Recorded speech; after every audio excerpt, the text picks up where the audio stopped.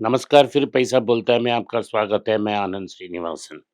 आज मार्केट खुल गई है और ये हो रहा है कि मार्केट में गोल्ड का दाम में और सिल्वर का दाम में करेक्शन है। बड़ा करेक्शन नहीं है, छोटा सा करेक्शन है।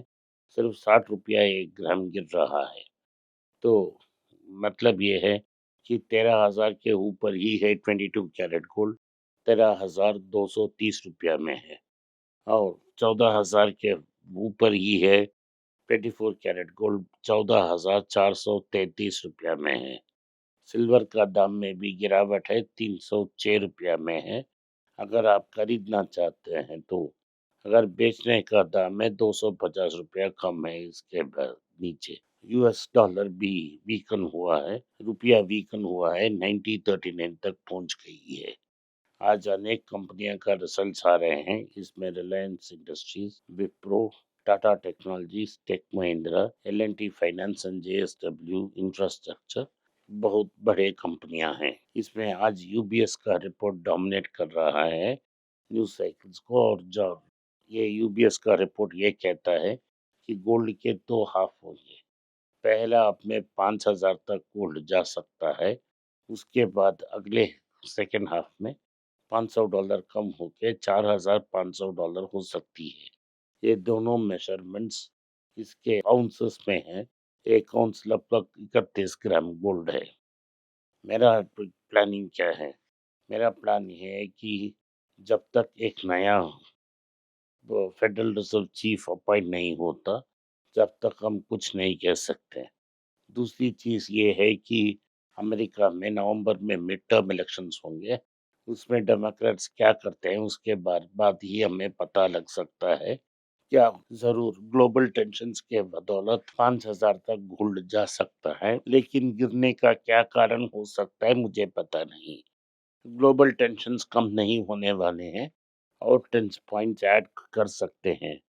तो इस टेंशन के बारे में सोचते हुए हमें 2 चीज़ कहना है कि वेनेजुएला की अपोजिशन लीडर ने अपना जो नोबेल पीस प्राइज का मेडल है उसे ट्रम्प की हवाले कर दी। कमिटी ने कहा है मेडल किसके चाहे किसके पास रहे, लेकिन जो प्राइज है वो उनकी ही नाम होगी जिनकी दे दी गई है। यूरोप ने ट्रूप्स को ग्रीनलैंड में बढ़ा दिया है और बोला है कि अमेरिका के साथ टेंशन बढ़ेगी अगर ट्रम्प इसे इन्वेट करना चाहते हैं तो। ईरान में रेवोल्यूशन एंड होने की संकेत आ रहे हैं। लगता है कि इस बार रेवोल्यूशन को कुचल दिया गया है और अमेरिका अभी तक एंटर नहीं कर रही है। अमेरिका को न एंटर करने के बाद सारे गल्फ देश कर रहे हैं।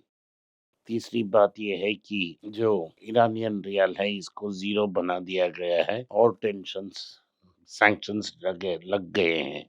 इसका मतलब है कि ईरानियन पीपल और सफ़र करेंगे और रेवोल्यूशन फिर से तोड़ सकती है।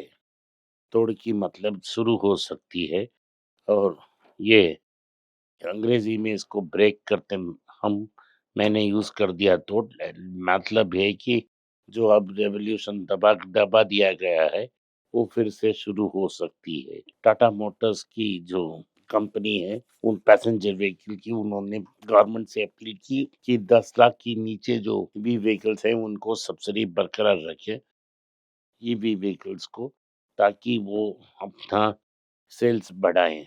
टाटा मोटर्स की सोच ये है कि तो ओवरऑल पैसेंजर व्हीकल्स इस सेल्स इस साल 50% के ऊपर जाएगी।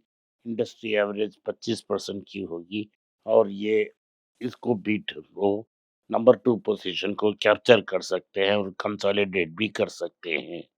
इसी समय न्यूज़ आई है कि महिंद्रा एंड महिंद्रा को 20,500 करोड़ मिली है एडवांस एसयूवीज के लिए। ये काफी ऑर्डर्स ज्यादा है इनके पास मार्केट की नंबर 2 पोजीशन को उनके कायम रखने पर। इन्फोसिस की रिजल्ट्स आई, इसकी बदौलत ही मार्केट शुरुआत में ऊपर गई थी। अब कंसोलिडेट होके लगता है कि ऑल सेक्टर्स ऊपर हैं।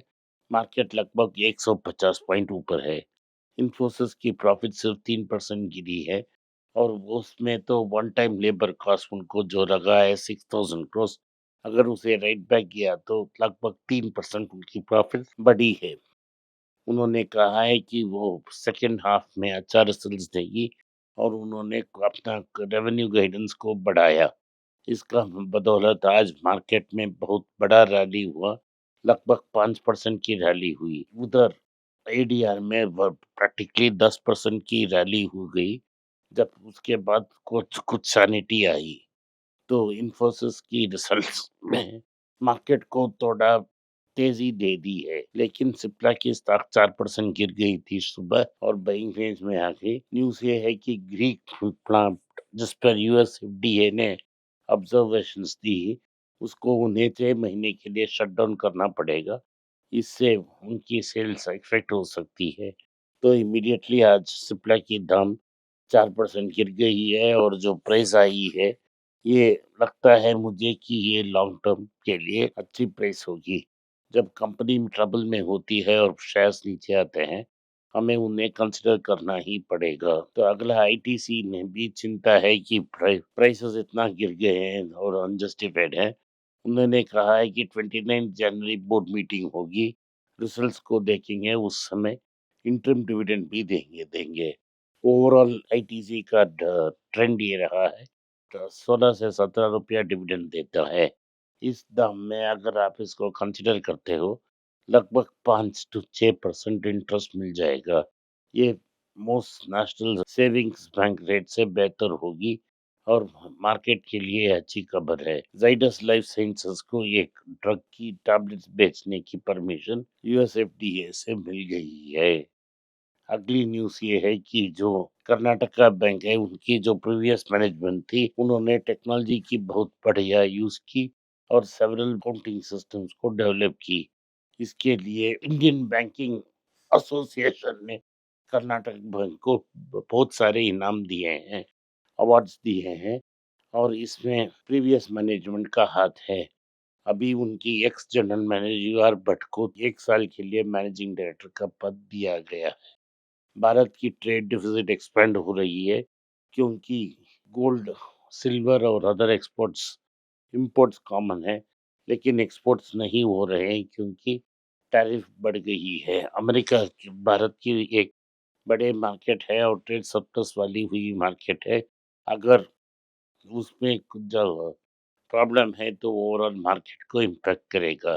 अगर ऐसा ही रहा तो एक बड़ा करंट अकाउंट डेफिसिट का सामना गवर्नमेंट के पास होगा, नहीं तो रुपये में रन हो सकती है। इंडियन होटल्स की पुनीत चटवाल ने कहा है कि ताज बीजीवीके की बेचने के बाद उन्होंने दूसरी कंपनी ब्रिज होटल्स को खरीद ली है, जो क्लार्क बैंड्स को ओन करती है। इसकी लगभग 91% स्टेक को ताज ने कब्जा कर ली है। बैंकों में ये प्रॉब्लम है कि कैश डिपॉजिट्स लोग नहीं डाल रहे हैं और क्रेडिट टू डिपॉजिट रेशियो बहुत ज्यादा है। आरबीआई ने इसको फ्लैग ऑफ किया था एचडीएफसी के संगम में। अब सारी बैंक्स कह रहे हैं कि एफडी रेट पे कोई डाल नहीं, एफडीज कोई नहीं डाल रहा है और सारे पैसे म्यूचुअल फंड्स की लिक्विडिटी फंड्स पे जा रही है। एक बड़ा प्रॉब्लम हो सकती है एक इकोनॉमी में। साउथ इंडियन बैंक की रिजल्ट्स आई है, वो रिजल्ट्स अच्छी है लेकिन बेहतरीन नहीं है। सिर्फ 9% स्टॉक को 9% अर्निंग्स ग्रोथ है, लेकिन ये केरला में उन बैंकों से एक है जो गोल्ड लोन्स और पुअर की लोन्स देते हैं। आप इसे कंसिडर कर सकते हैं। आज के लिए इतना ही। आपने इस पॉडकास्ट को सुना, इसके लिए मैं आपका आभारी हूँ। हो सके तो वीडियो को लाइक कीजिए, चैनल को सब्सक्राइब कीजिए और बेल नोटिफिकेशन दबाएं। इस वीडियो को अपने दोस्त और रिश्तेदार के पास भेजें और उन्हें देखने की आग्रह करें। एक और नोट मुझे कहना है कि अगर आप हमसे संपर्क करना चाहते हैं, नीचे एक ईमेल आईडी दिया गया है। इस ईमेल आईडी में कांटेक्ट कीजिए, हमारा टीम आपसे जल्दी संपर्क करेगा। नमस्कार, धन्यवाद, जय हिंद। नीचे एक ईमेल स्क्रॉल हो रहा है, इसका ईमेल एड्रेस है पैसा बोलता है .np@gmail.com। अगर आप मुझसे संपर्क करना चाहते हैं तो इस ईमेल में मेल भेजें, मेरी टीम आपसे बात करेगी। फिर से बता रहा हूँ मैं, पैसा बोलता है .np@gmail.com। इसमें आप मेल भेज सकते हो, मेरा टीम आपसे संपर्क करेगा।